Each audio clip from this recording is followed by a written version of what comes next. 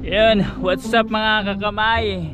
Congrats kay Gagamboy at nakagraduate na sa 1K at meron siyang potential na magkaroon ng 6 digit kasi 15 days pa lang ang update ni Bay Japper at 100% na mga kamay na wala nang problema ang channel ni Gagamboy. So bank payment method na lang and for sure kayang kaya na yan, kumbaga sa pagkain mais. At, congrats at isa ko talaga ako sa pinakamasaya maamay sa lahat at yun nga, siyempre doon na nagtatapos ang natin episode kay Gagamboy at wala naman na ito-troubleshoot sa kanya gawa ng na finish na. So meron din tayong hawak na account, yung isa din finish na rin, may okay na rin, nagawa na natin nakaraan kay kay Kuya Danny, kay Daniel Jo. So nasa ibang bansa, so okay na natin na pa-monetize ulit. Tapos may isa pa may yung taga Pinyan, yun na lang medyo mahirap-hirap may so sana mapagbigyan at ma-approvean na nating request. So inaantay ko pa kasi wala pang update sa sa support. Dito ako sa biyahe ulit at umuwi ako sa amin kinuha ko yung laptop, kailangan kasi may gagawin ako mga kamay. Nahihirapan ako sa pag ngayon pag navigate na uwian ng minsan may mga urgent pa so babiyahe minsan hindi rin kaya ng e-bike gawa ng low bat, i-charge mo pa ng ng 8 hours. Medyo natidelay pero always may laking tulong ng ating service. So yun, what's next for me? Syempre mag-vlog pa rin tayo ng tulad ganito. May troubleshoot man na wala mag-vlog tayo kasi meron tayong self challenge at sobrang nagpapasalamat ako may sa mga nakasubaybay sa atin, sa mga bagong subscribers, sa mga nagantay sa update ni Gagamboy sa sa naging problema. At syempre meron na maraming natuwa, pero syempre meron din na hindi natutuwa kasi nagko-comment sila ng mga negative things. Parang ayaw nila na matulungan si Gagamboy sa kinakarap niyang problema. So ayaw nila na merong tumutulong sa kay Gagamboy or sa Team Kubunuto. So hayaan na lang natin sila kung doon sila masaya. At yun. At yung iba yata sinako na may nakita ko daw yung sinako. So yun, bayahin muna tayo, abutin ako ng ng ulan kasi kakainit lang panay ulan dito may sa bundok. Ayan may bangin yan. So yun, hanap ulit tayo ng madami na mga content lalo sa travel vlog. So abangan nyo na lang syempre bibisitahin natin mga iba nating mga content creator dito sa natin sa malapit sa lugar natin biyahe muna.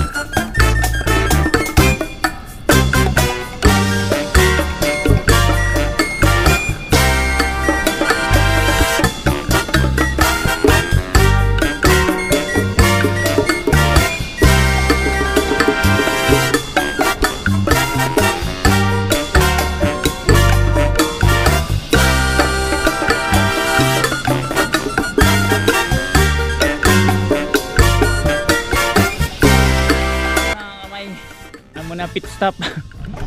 Ganun muna ako kasi masakit ang pit ko biyahe.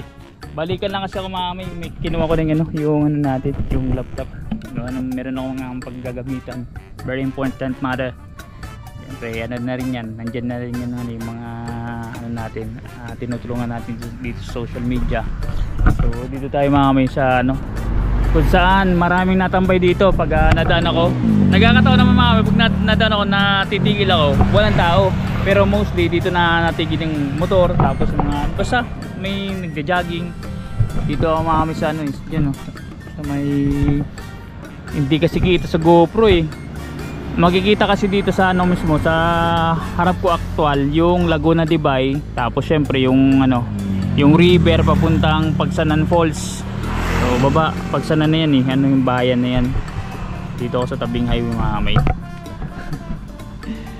So, balik na ako sa Kabiasnan kasi galing ako sa bundok. Naulan kanina, pauwi ako mamay na ambon-ambon, tapos naulan, tapos pagpabalik ambon, tapos biglang uminit. Pawisan na yata ako Tsaka nga pala mamay, soon yun nga, may tayo, may parang magiging schedule na makapunta tayo sa Batangas, lalo na sa Kubunuto, Kinakanuto. So muna tayo magbabakasyon. Hindi ko alam mamay kung kailan, basta yun ang ang isa sa mga plano natin na mag-banding. Tapos syempre dadaanan din ako sa Bukana kasi meron siya nagme-message may siguro na papa-assist may paputulong gawa ng baka may problema ang account. So dadaanan na tayo pati kay Jape. Syempre magme-message ako dun mamay kung pagpupunta na ako. So abangan na lang ninyo mamay kasi syempre lulusot tayo dun at may vlog, tapos may pagbanding tayo. Tsaka malapit na rin mamay, since na 2 years na tayong hindi nakabalik dun. Malapit na yung anniversary ng Ken Step, Kanuto tsaka si Kang Itik. So 2 years ago mamay, naka-witness tayo ng gano'n na sila anniversary, kasama tayo dun sa isang resort. So doon sila nag-celebrate kasama ako, si Chong Jebot, tas yung ibang Team Masong pa nga dumami, Team Kubunuto. Kaya sana makabalik tayo dun. Antayin lang natin yung tayo puno tayo ng budget.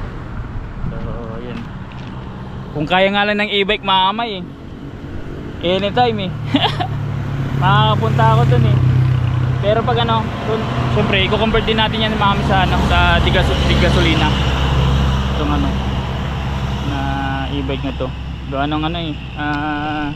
Later on baka na rin natin i-benta, i-dispose. So kasi hindi naman natin nagagamit ko lang siya pag once na may mga urgent pa kami, nakaka-uwi ako, may pupuntahan ako na importante, yung malalapit lang ba. So malaking tulong sa akin. Pero ito binili ko talaga ito mamay, inulog-hulugan ko kasi gawa sa trabaho. Since na umalis tayo sa trabaho, focus tayo sa vlog, hindi to pwede sa pang malayo mamay. So yun. Kaya pero second hand na to. Ang na lang nito, ang benta ko na lang kung na lang yung balance ng balance na lang sa hulog. Yun ang benta. Hindi na ako magpapatong na kukuit pa ako ng yung nahulog ko kasi napakadiba na natin nagamit na natin. So yun na lang.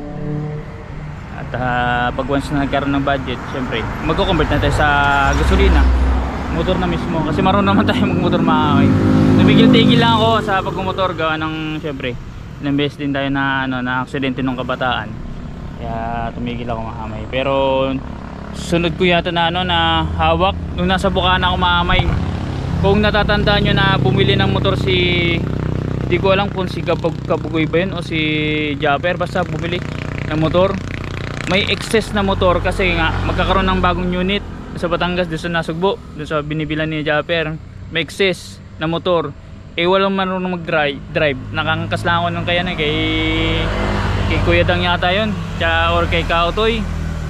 Ngayon ang nangyari, ako nag-drive mamay nung spare.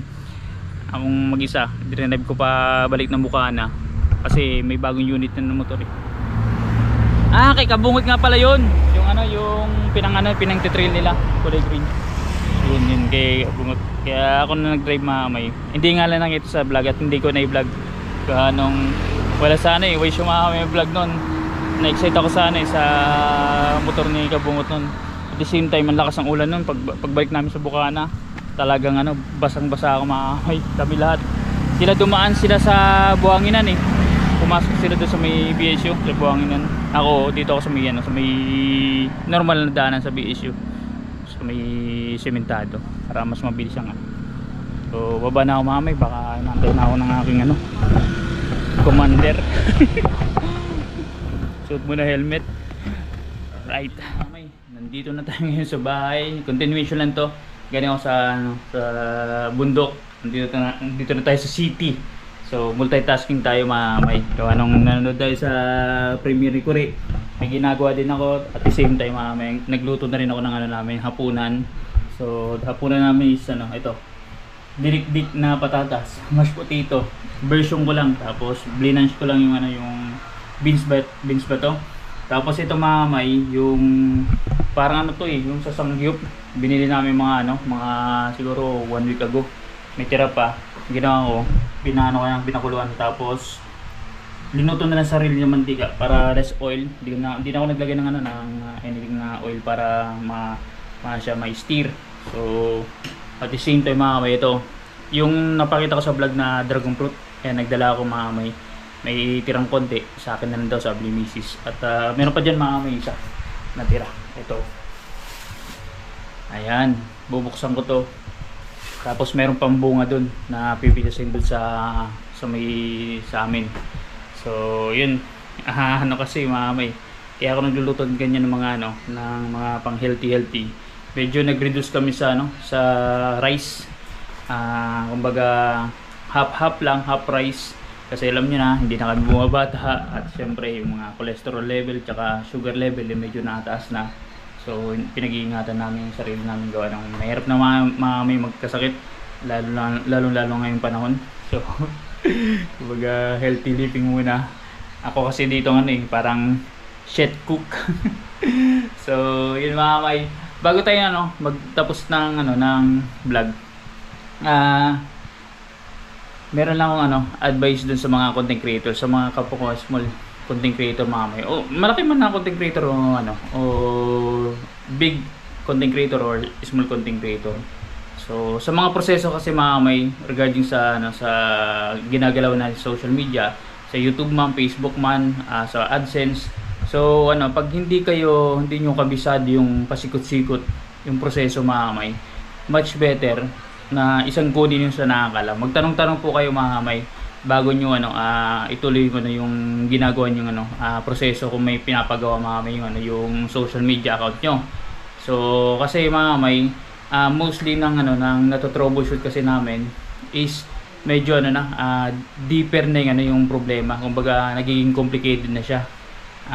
Kumbaga mas maganda sana, mas may namaman na hindi na umabot sa ganun na medyo complicated, gawa nung mataksak siya sa ano, sa oras, sa araw, at hindi natin alam mamay yung kahinatnan kung mapagbibigyan ba tayo ng support sa ating ni-request. Kasi hindi lahat mamay ng ano, ng nagagawa namin is napagbibigyan kami ng ano, ng support. So hindi po 100%.